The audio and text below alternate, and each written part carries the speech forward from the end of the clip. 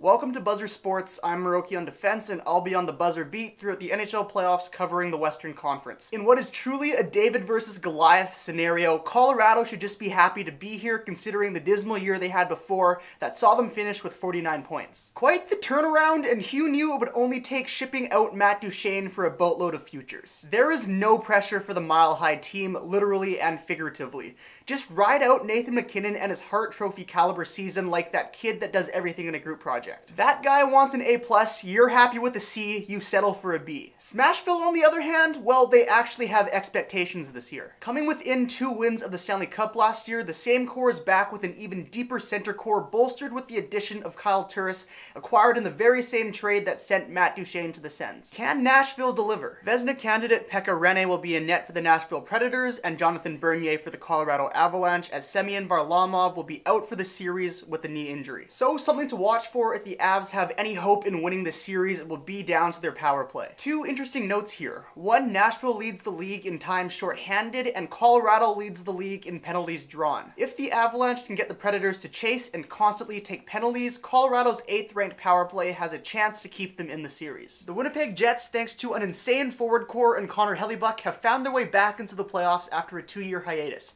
The franchise is still searching for their first ever playoff victory, dating all the way back to 1999 when they were introduced to the league as the Atlanta Thrashers. The Wild are looking to bounce back from a first-round exit at the hands of the St. Louis Blues last year, but to their credit, at least they can actually say they made the playoffs this year. Poor Blues fans. Anyway, it's already going to be an uphill battle facing off against the juggernaut that is the Winnipeg Jets, but to make matters worse, they're missing minute muncher Ryan Suter on defense. Yikes. In net, it'll be Connor Hellebuyck for the Jets against Devin Dubnyk for the Wild, 2 goalies that have the ability to steal games. So something to watch out for me is how Minnesota's defense will hold up without Ryan Suter. Matt Dumba, who's really broken out this year with 50 points, is already being heavily leaned upon by the Wild as he has the most defensive zone starts on the team. He's a guy who's going to take on a lot of responsibility for shutting down the Blake Wheeler line along with Jonas Brodin, but Jared Spurgeon is the other guy who's going to have to elevate his game in the absence of Ryan Suter. If the defense doesn't come to play, this series is going to be very short considering Winnipeg's offensive depth. It's only fitting that the Golden Knights are going up against the Kings in the first ever playoff series in Vegas history. Will they earn their knighthood from the Kings, or will they get booted from the round table? The top team in the Pacific, made up of leftovers from other NHL teams, look to prove that the regular season wasn't just a fluke.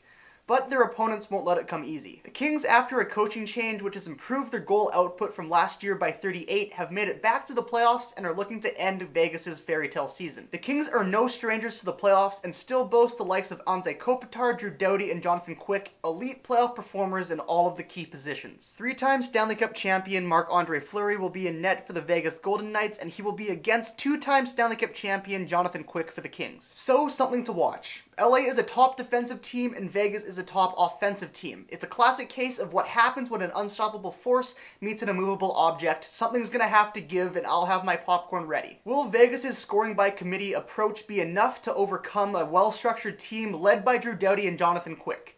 This is going to be a very, very fun series to watch. The Ducks have been held together this year with duct tape, terrible joke, and John Gibson's willpower. Seemingly every one of their key guys have missed time this year, and as such it took them a while to get their feet underneath them. San Jose, on the flip side, has been the Western Conference's perennial disappointment. They have been one of the most successful teams in the salary cap era, and yet they haven't been able to get over the hump and win 16 games when it matters. This year the Vets are proving that they still have what it takes, but it's being insulated by an influx of youth that have made quite a progression from last year. Oh yeah, and there's the deadline acquisition of Evander Kane as well. In net for the Ducks, we have John Gibson, who's been a monster this year, and Martin Jones for the San Jose Sharks. So something that I'll be watching out for in this series are the young guys. The Vets are very familiar with each other. Getzlaf, Perry, Kessler versus Pavelski, Thornton, Burns. But where I think the difference will be in this series is the youth getting into the action. Sort of like the younger siblings that eventually turn old enough to join in on the pickup games in the neighborhood. Ricard Raquel, Andre Kasha, and Nick Ritchie for the Ducks versus Kevin Labanc, Timo Meir, and Tomas Hertl for the Sharks. That's all you need to know for the first round of the Western Conference playoffs. Be sure to follow and subscribe to Buzzer Sports for more NHL playoff content. I'm Moroki on defense on YouTube and Twitter.